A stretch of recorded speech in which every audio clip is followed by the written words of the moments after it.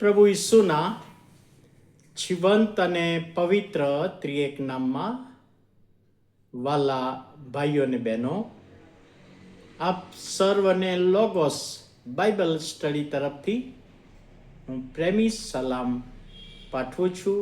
અને આજે 13મી જાન્યુઆરી 2026 અને મંગળવારનો આ નવો દિવસ આપણા જીવનોમાં પ્રભુએ બતાવ્યો માટે પ્રભુનો ખૂબ આભાર માનતા પ્રભુના નામને ધન્યવાદ આપીએ છીએ. આજના બાઇબલ સ્ટડી માટે મત્થીની સુવાર્તા તેનો 27મો અધ્યાય અને 24મી કલમ, મત્થી 27 અને 24. અને પિલાતે જોયું કે મારું કંઈ ચાલતું નથી, પણ ઉલટી વિશેષ ગડબડ થાય છે, ત્યારે તેણે પાણી લઈને લોકોની આગળ પોતાના હાથ ધોઈને કહ્યું કે ન્યાયના લોહી સંબંધી હું નિર્દોષ છું, તમે જાણો. હવે આ કલમ પ્રભુ ઈસુ ખ્રિસ્તને ગેત્સેમાની વાડીમાં પકડવામાં આવ્યા. એમનો ન્યાય કરવાને માટે કેસ ચાલ્યો. પિલાત રોમન સરકારનો અધિકારી એ યહૂદી પ્રશ્નનો નિકાલ કરવાને માટે, ન્યાય કરવાને માટે ઈસુનો કેસ પિલાતની પાસે આવ્યો. અને પિલાતે ઘણા બધા પ્રશ્નો પૂછ્યા અને છેવટે એવું કહ્યું કે મને આ ઈસુમાં કોઈ દોષ માલુમ પડતો નથી અને હું એને છોડી દેવા માગું છું.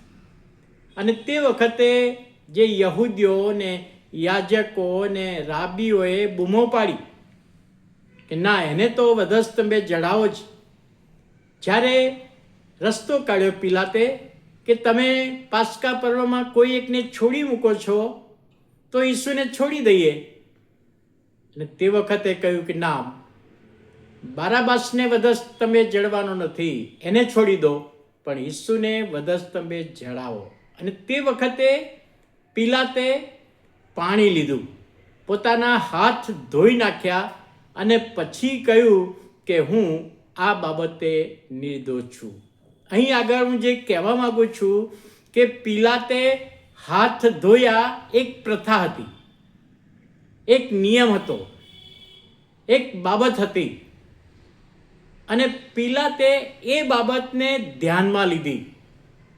હવે જો બે રીતે આપણે જોઈએ તો પુનર્નિયમનું પુસ્તક તેનો 21મો અધ્યાય અને 6ઠ્ઠી ને 7મી કલમમાં મૂસાના નિયમ શાસ્ત્રમાં લખ્યું છે કે કોઈ એક ખેતરમાં લાશ પડી હોય અને એનું કોણે ખૂન કર્યું છે કોઈને ખબર ના હોય, એ ખેતરવાળાને ખબર ના હોય ને ગામના લોકોને ખબર ના હોય, ત્યારે એ ગામના લોકો અને ખેતરનો માલિક ભેગા થાય અને એક વાછરડી જે નક્કી કરવામાં આવી હોય, વાછરડીના ઉપર પોતાના હાથ ધોવે અને જાહેર કરે કે આ ખૂન કોણે કર્યું છે અમને ખબર નથી અને અમે એમાં નિર્દોષ છીએ. આ એક પ્રથા હતી મૂસાના નિયમશાસ્ત્રમાં. હવે પિલાતે આ પ્રથાનો ઉપયોગ કર્યો.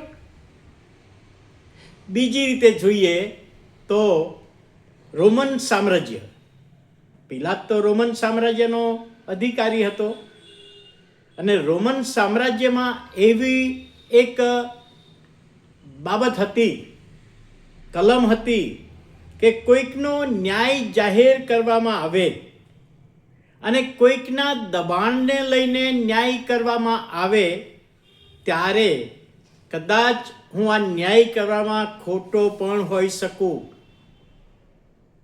આ દબાણમાં વશ થઈને મેં ન્યાય કર્યો છે તો એ દબાણમાં એ ન્યાય આપવામાં મારી ભૂલ પણ હોઈ શકે. અને એટલા માટે રોમન સામ્રાજ્યના નિયમ પ્રમાણે આવો ન્યાય કરતા પહેલા હાથ ધોઈ નાખવામાં આવે. એટલે ઇતિહાસ અને પ્રભુનું વચન બે બાબતો આ પ્રથાની પાછળ જોડાયેલા છે. અને કે છે ઈસુનો ન્યાય હું કરું છું પણ હું હાથ ધોઈ નાખું છું, હું નિર્દોષ છું. એ બાબત બતાવવા માટે. એટલે રોમન સામ્રાજ્યની પ્રથા હતી, નિયમશાસ્ત્રમાં પ્રભુના વચનોમાં ઉલ્લેખ હતો, અને એ રીતે પિલાતે પ્રભુ ઈસુ ખ્રિસ્તનો ન્યાય કર્યો. પણ પોતે નિર્દોષ છે એ સાબિત કરવા એણે પોતાના હાથ ધોઈ નાખ્યા. અને આ પ્રથા દ્વારા એ પ્રભુનું વચન પરિપૂર્ણ થયું. પ્રભુ ઈસુને વધસ્તંભે જડાવવા માટેનું એ આપણે જાણીએ છીએ. ઈસુના મરણ થકી આપણને જીવન મળ્યું. પ્રભુનો આભાર માનીએ છીએ. પ્રાર્થના કરીએ. વાલા પ્રભુ, તમારા નામને ધન્યવાદ આપતા સ્તુતિ કરીએ છીએ. આજે પિલાત સંબંધી ને તે વખતની પ્રથા સંબંધી અમે જે વચન જોયું અને એમાં જે અર્થ સમાયેલો છે એ સમજવામાં આત્માની દોરવણી આપો, સહાય પૂરી પાડો. ઈસુ પ્રભુના નામમાં સાંભળો, માન્ય કરો. આમીન.